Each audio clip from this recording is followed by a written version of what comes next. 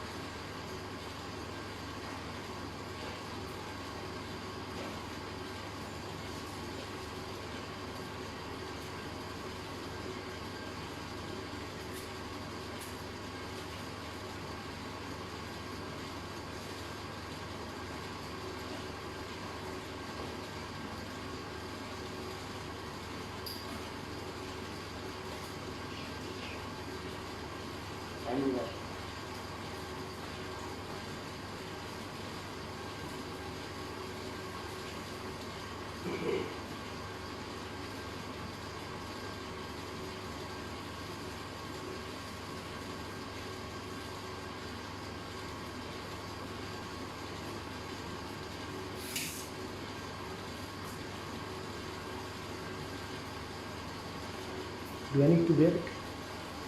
Do you need to wear it after? Okay.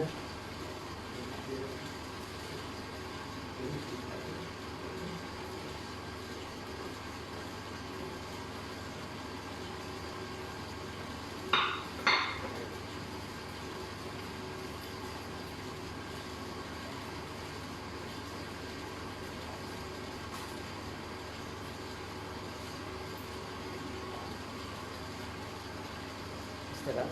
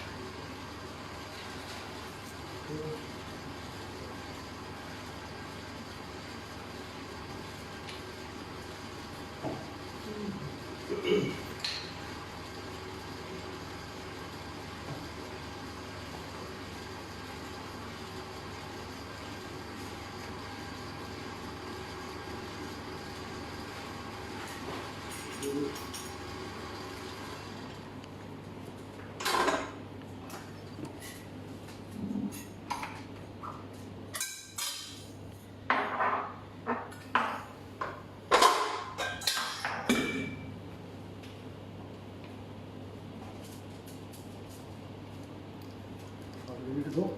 It's working.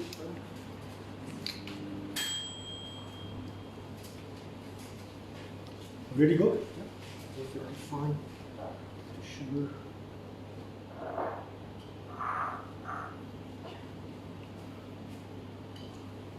A very good afternoon to everyone. My name is Niklesh and I will be showing you today how to make a home style brownie. It's a very simple recipe and people are always confused now. What is the right way to make a brownie or what is a different way of making a brownie? I try to make it a little bit more easier for you and I try to work out how easier I can make you explain also, because idea is whether you want to learn a recipe or whether you want to understand the concept, because if you understand the concept, that even if you're making brownie or any other paste, the concept will help you understand what is right way to make a paste. So let's try to understand the ingredients. We have very simple ingredients. We have butter here, we have castor sugar, eggs, we have chocolate. I'm using a couve chocolate. We have refined flour, and we have some walnuts. Now the first thing is that what are the different ways to make a brownie? So the first method, let's say example, is in which you can take your, let's try to have a look. You can take your butter and chocolate, egg and sugar, flour, and this one. This is the most easiest way to work out. Okay. What you do is that you take the butter and the chocolate and you microwave it, or maybe if you have hot water, you can melt the butter into that, or you can melt the chocolate into that, mix them nicely. You take egg and sugar, you can whisk it in the machine. Okay. You take the refined flour and you take the walnut. The method is very easy. This is the method when you have a machine. If you have a very strong hand, you can take your egg and sugar and whisk by hand also. It's a little bit difficult at the time with people who don't have a very strong hand. You just keep on whisking it, keep on whisking it. You may not achieve a very good smooth consistency also. So the machine is preferred. In case, let's say example, you say, fine, I don't want to use this method. The second method is the creaming method. It's not something very difficult. All what I do is that this one. I use a creaming method, in which what I do is that I will be taking butter and sugar. I cream that. I cream it nicely till it becomes a nice white fluffy mixture. I add the eggs into that. I will be taking this chocolate, but I'll be using a melted chocolate. I cool it down. I'll fold in the chocolate into the mix. I take the seed flour and I'll take the walnuts. Okay, now let's go for a third method. The third method is the most easiest method, in which all what you do is that you melt the butter, you melt the chocolate, egg is there, sugar is there, mix all together. You take the flour, okay, and you take the walnuts. This is the method 3. The only problem is that because in the first two methods, in the very first method, if you see, I was using the egg and the sugar, and I was whisking it. So there is a kind of aeration into that. So I was making the mixture more lighter. A lot of air into that part. In the second mixture also, I use the aeration method. Okay, I try to take the butter and the sugar and I cream it, so I'm putting a lot of air. In this method, there is no aeration because this is melted. Everything you take in a mixing bowl, you whisk it together. But in that case, what you have is that you can take a little amount of baking powder or baking soda or a mix of both of them to add an extra aeration, because in case you are not using any aeration, what will happen is that the mixture may be a little bit more, you can say harder, or you can say more gooey or more denser. Okay, so let's start with the method 1 only. Guys, in case anybody have any question, please feel free to ask me out. I'll take my first method. I'll take this one. I take the butter and the chocolate and I microwave it for some time.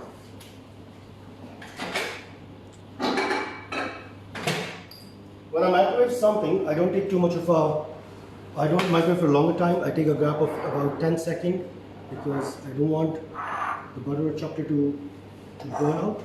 Now, the second part, while this is going on, I take my sugar.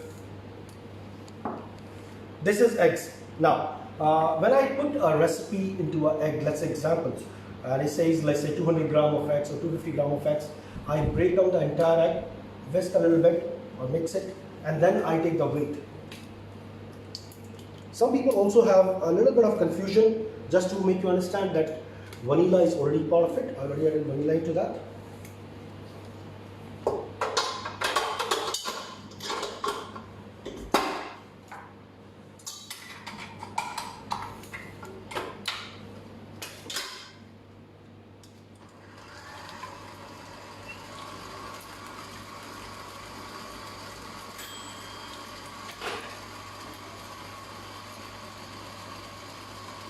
I try to see, if you have a look, the butter is not fully melted, but if you feel that the heat of the butter is not enough and the chocolate is still in some lumps, you may have to put it again. But if you feel that while the the mixture is hot enough that it can also melt the remaining chocolate, and it's perfectly fine. I do not want a very hot mixture, because if it's too hot, okay, I can't add it into the mixture. Let's say, example, the mixture will collapse. So I want it to be a kind of a room temperature kind of a thing. Can you see this part? I still see some grains into that part.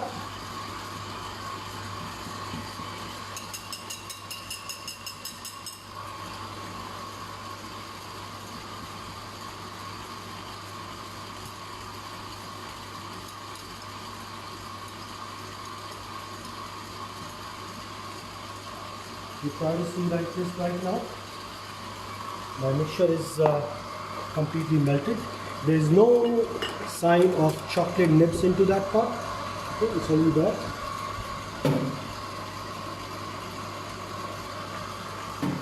While I'm having this one, I take my flour and I can actually sieve it. Okay? It's a simple way to work it out. You know, sieving is again a good method to make your flour a little bit lighter, a little bit airy. Remember, we are talking about aeration. So there are a couple of aeration methods. I'll talk to you about this one right now. Let me just finish it off. Now, my flour is already there. This is the one. Okay, when we talk about aeration, aeration means what kind of mixture do you actually want? You want a lighter mixture, or what are the methods or ways in which you can actually make a mixture more lighter? So the first method is that when you're using a machine, whisking or creaming is one of the methods in which you are trying to actually put in some airs into the mixture to make it more lighter, to make it more fluffy, and the mixture after baking will rise a little bit more. The second method is a chemical method in which you are actually using baking soda or baking powder kind of a thing, okay? And when you actually add into the mixture and you bake it, when you apply the heat into that, the mixture becomes more fluffy, okay? And the third way is basically these are the ways where you're sieving the flour. What are you doing? You're actually trying to add in some air into that to make this flour more lighter.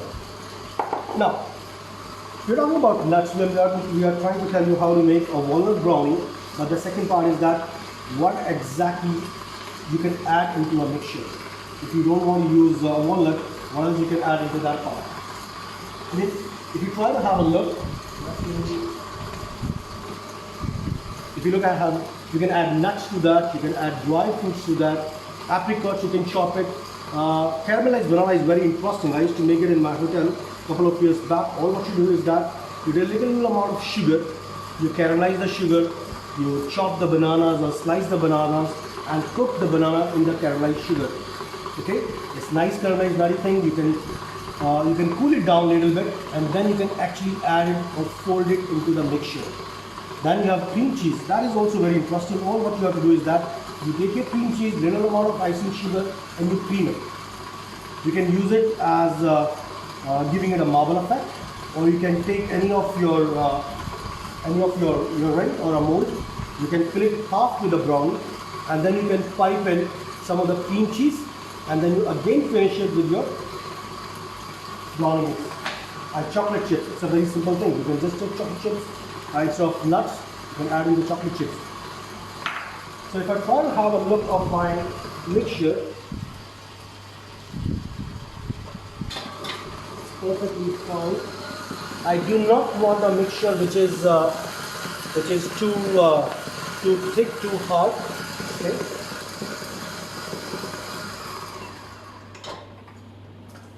Let's try to have a look what exactly I got right now. See.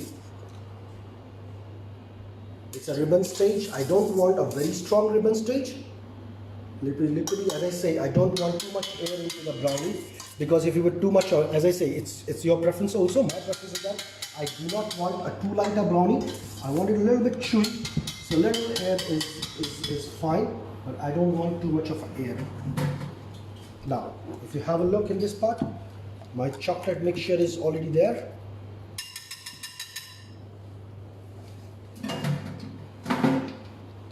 When I add my chocolate mixture, as I say again, you do not have to have a very hot mixture. You have a hot mixture of chocolate, what happens? This will collapse down. So I'll take a little bit of this one, I directly take it out.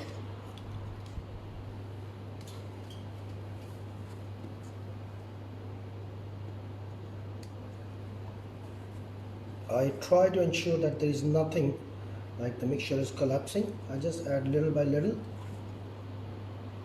And since I always ensure in the starting only that my mixture is not too hot, so I think it's a perfectly good way to work it out.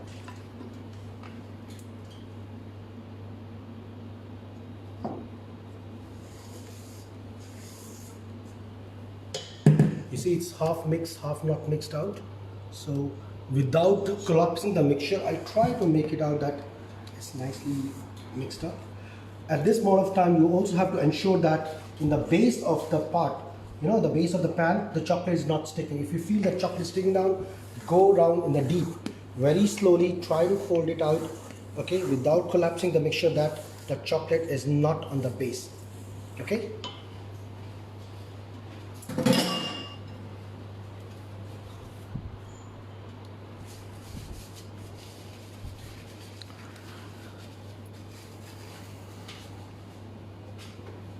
Now I try to take my flour, okay, I take little by little, I don't take the entire flour, I take little by little and try to have a look that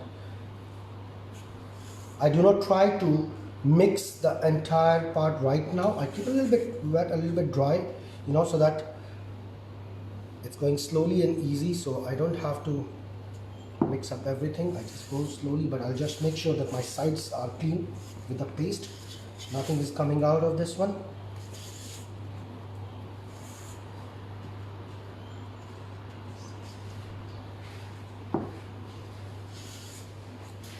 I have some of the nuts here. I don't mind using some of the nuts and mix it with the remaining flour. You know why? So that they're nicely binded up with the flour. If I add nuts right now without adding any flour, in many of the cases what happens, these nuts, they goes down. So it's always a good idea that these nuts or anything you are adding into that, you mix up with the flour and then add in the brownie mix. So if you try to see,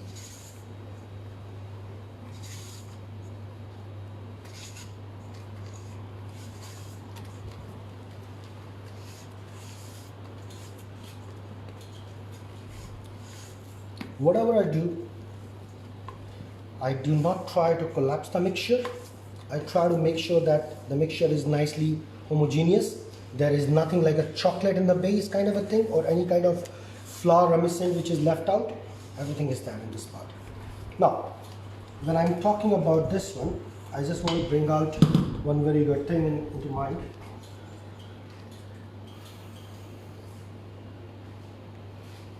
Recipe portion. Most of the people, you know, they ask me about, okay, you know, this recipe, how many portions you can make out, or how many portions this recipe is, how many things out. These are the things which actually depends on you. Normally, it's a very, very simple thing. I always take my recipe in my pot, and what I do is that, let's say example, this mixture which I'm having it here, if you see in my bowl, I take the weight of the recipe, that by adding everything, what is the total weight of mixture I get. So if you look at the TV screen right now, let's say example, this mixture is about 1000 gram, okay? Okay, this is before baking. So we know that part, okay, when you're baking something, there is some kind of air loss or some kind of moisture loss is there. So we take a thumb rule, let's say example, 5 to 10% of the recipe will be lower. That means if my weight of the recipe is about 1 kg or 1000 gram, after baking, this may reduce to about 900 gram. Okay, so I take this mixture after baking as a 900 gram. Okay, that's example. So if I say this is 900 gram of mixture, I want to know how many pieces do I have to make. Now this is totally up to you, that what exactly are you making, what size are you making. So it's a very simple way. If I'm making about 25 gram of a brownie, simple portion, let's say example, I have any 25 gram of a brownie, I just divide 900 by 25. I know exactly that I will be getting approximately 36 pieces of brownie. Okay, if I say no, I don't want a smaller one, I want my brownie pieces to be about 50 gram a portion, then I can easily know that, okay, whatever pieces I want, I divide it with the total weight of the mix, and I know that I will be getting approximate. That's a way every time, because I do a lot of production in the hotel earlier, and I know that that's the most easy way to calculate it. This method never goes wrong. Now I will be showing you how to make a roll.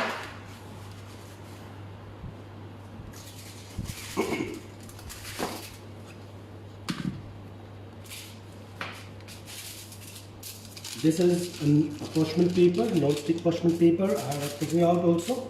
This is because it's heavy. I feel because my mixture, if I'm putting too much of a mixture while baking, there's a chance that it may collapse, okay, or it may come out. So what I do is that I just try to make it a way that I try to stick it together in such a way that they all get sealed up. But I do it in a way which is more easy for me. Okay. Idea is that whatever you're doing, it has to be perfectly sealed. So the way I seal this mixture, you can always make it tight. I'm sure it's a very simple way. All of you can easily do that. All I'm saying is that you seal up your mixture.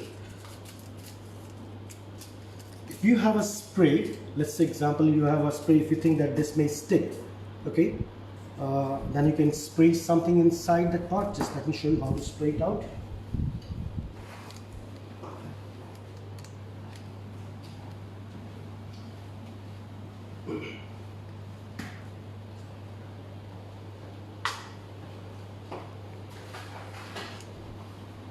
This is the spray, you can use it out.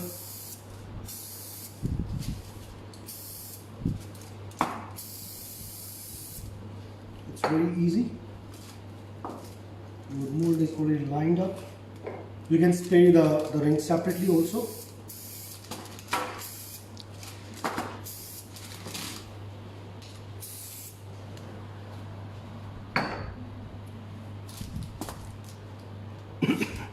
Please have a look that there is no gap or any kind of a thing in that part.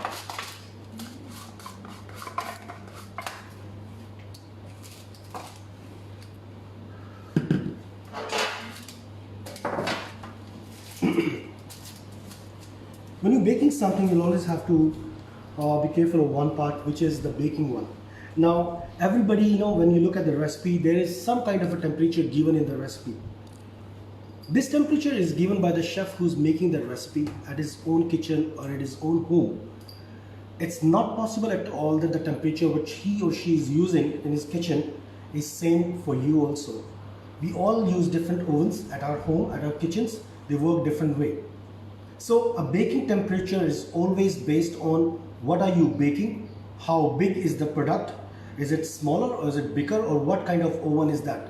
Is that oven is a simple homemade kind of an oven, or is a convection oven, or something which has a blow air kind of a thing? So this recipe is based on my kind of oven, but in case I'm working in my professional kitchen, then my temperature will be changing right now.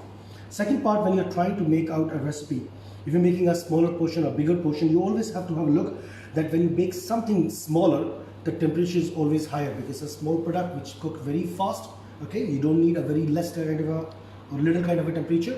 When you try to bake something in a medium size, I always try to make the temperature a little bit high. So what happens when you make the temperature a little bit high, the mixture get a push, and after that you can actually, once the mixture get a push, you can lower down the temperature. But if in case I'm making something, this one which is a little bit of bigger size, I try to use a stable temperature. In this case, I'll be using a stable temperature of about 180 degree in this one. Okay, so let me have a look. If the mixture is too big for you, you can use a piping bag, let's say example. Okay, if you want to have a very clear idea of how much is the weight and all those kind of a thing, you can have a piping bag. But since I know that it's I've been doing this recipe a lot of time, I always make sure that I don't put too much of a mixture. I don't like my brownie to be too high kind of a thing. And since I know that the size of my mixture is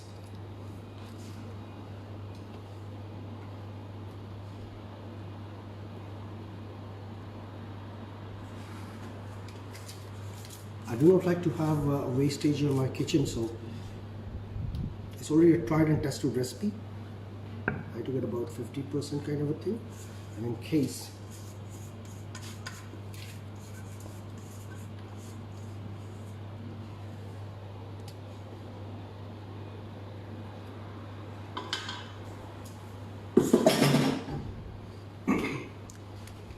whenever I put a mixture, I try to tap it 2-3 times so that there's extra air, which is that I can always do that part.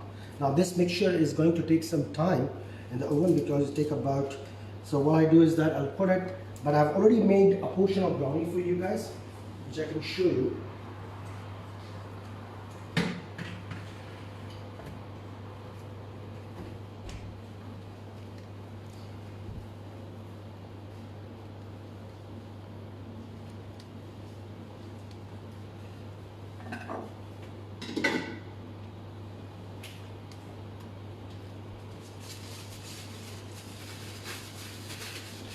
Can you pass me the baked one? As I say, it takes a longer time for me to show you the baking part. So what I'll do is,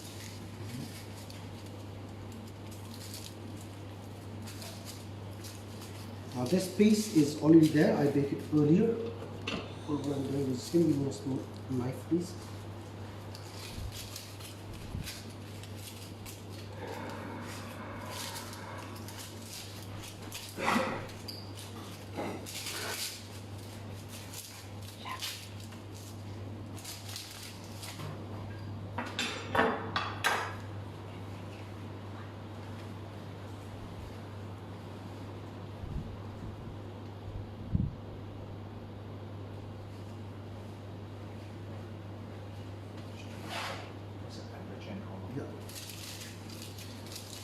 Whenever I bake something, I always ensure that my oven is always preheated. So before I put my brownie into that, I preheated the oven. I put it about 180 degree in this one out, and it will take about 30 to 35 minutes. But again, as I say, it also depends, the time also depends on how much I'm filling inside. If the filling is lesser, of course it will take lesser amount of time. But based on this recipe, it will take about 35 minutes of time. This is only a baked one. So just to have a look, it's still very hot. I'll try to have a look if it can come down.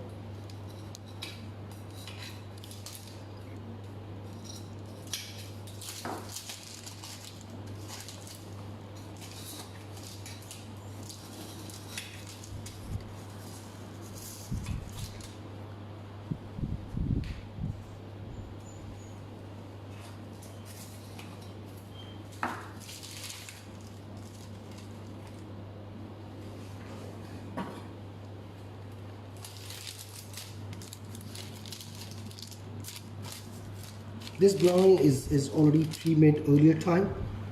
Give me some icing sugar, please.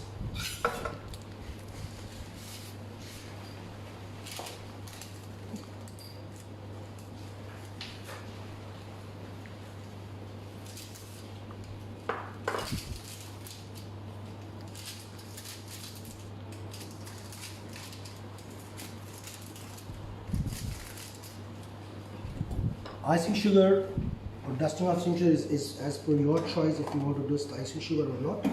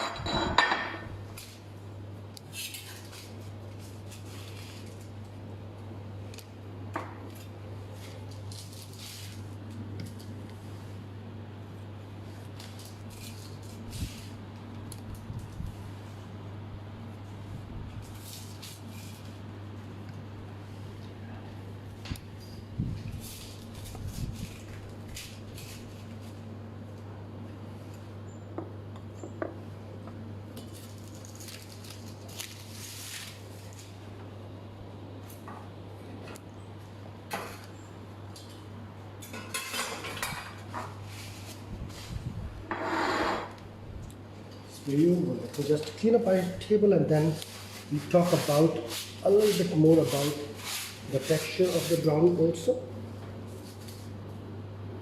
Let's say example, if I'm taking this kind of a piece, if you try to see the texture of the brownie, it's nice, moist. See, it's spongy, it's nice, moist. Remember why is it spongy? Because I try to use a aeration method, which is desired. It's nice, tasty, gooey kind of a thing, which I personally like too much. It's perfectly fine. I hope you like the demo. In case you have any question, I'll be really happy to answer any of your question. In fact, to let you know that we have a team of chefs who are right now there. If in case anybody have any doubt or a clarification or question, we'll be more than happy to share it with you guys. Thank you very much and have a very nice day.